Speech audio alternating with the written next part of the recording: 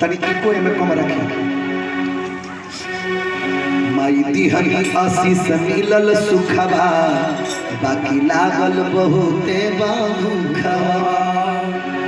हनुमान जी से माई कली जे जा रावण के बगीचा में फल फूल खा ली अजदिया चली काहे की अरे प्रभु जी के कृपा से निकल जे प्रभु जी के कृपा से निकल बबुआ जा अरे जाके परसादी जाके परसादी खा के चल जाके परसादी खा के चल जाके परसादी खा के चल जाके परसादी खा के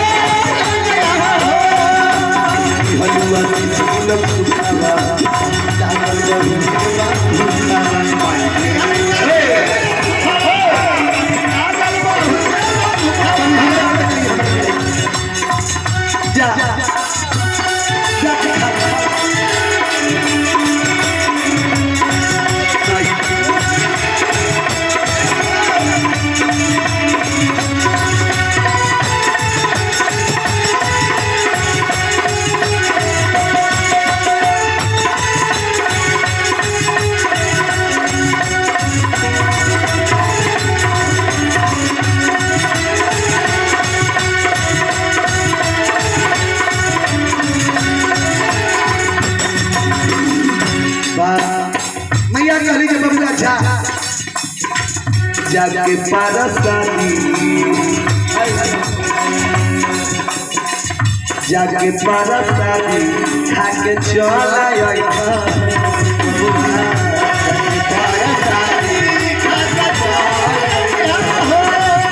हनुमान जी से माई कहली जब बबुआ सुन ले जब बगीचा में तो जाता रहो फल खाए ठीक बा लेकिन वो बगीचा में लागल पहरेदारी भारी रावण के फूलवारी में लागल पहरेदारी भारी लागल पहरेदारी भारी रावण के फूलवारी में लागल पहरेदारी भारी रावण के बड़का बड़का राक्षस बारे हमारा जानकारी बड़का बड़का राक्षस बारे भैया कहली जे बड़की बड़की विशाल विशाल देह वाला राक्षस रखवारी में बड़े सो गछवारी के ओमे पार होइबो हनुमान जी कहले माई राउर आशीर्वाद मिल गइल त हमरा डर काहे कुछो के नइखे केहू के नइखे काहे हो बबुआ के मैया राउर केहू के न डर बा काहे हो काहे बबुआ के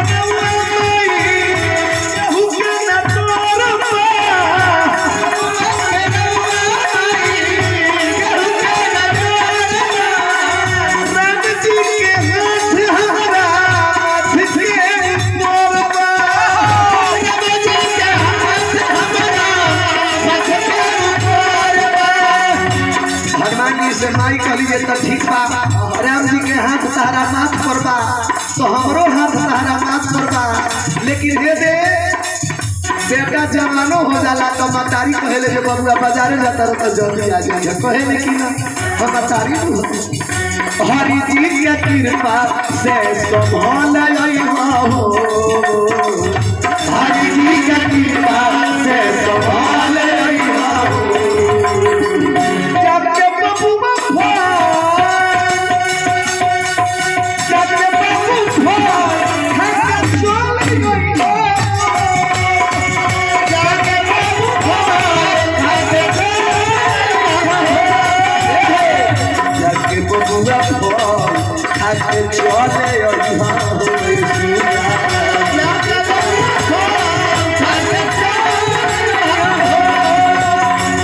जय हो फल खई हो माने भोग लगा के कही हो ये दुनिया में शास्त्र कहता जे रउआ कुछो खाई तो भगवान के भोग जरूर लगा के खाएं।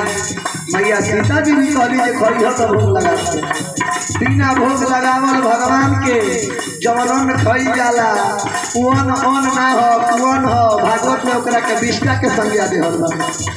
ऐसे माई कहली जे बबुआ ये खइहो लगा के भोग बाबू भगवान के, खइहो लगा के भोग बाबू भगवान के।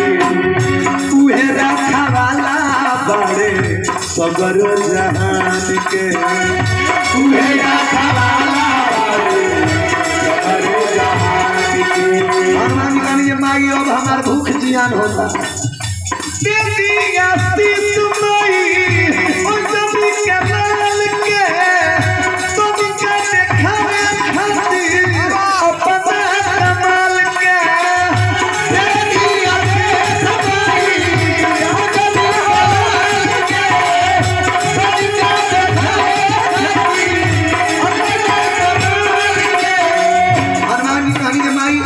अगर रास्ता में हमरा के केहू रोक ले तब बोली हम का करब हो गए। माई कहली जे बबुआ एगो औरी काम करी हता, जैसन समय आवे ओमे ढल जइहो, जैसन समय आवे ओमे ढल जइहो।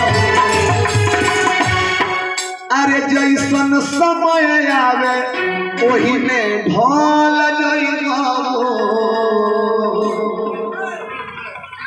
मुखिया जी छोटन पांडे जी पूर्वी सरिया वर्तमान मुखिया जी उन्हें के मुखिया जी बानी। अच्छा भगवान करे जो अगले बेरा उन्हें के मुखिया जी रही। जय हो, जय जयकार हो खे हमरा मुखिया जी के, हनुमान जी दया करी। जय हो। अरे जवन समय हो खे ओही में ढल जइहो। अरे जाके बाबू खो जाके बाबू खो आगे चल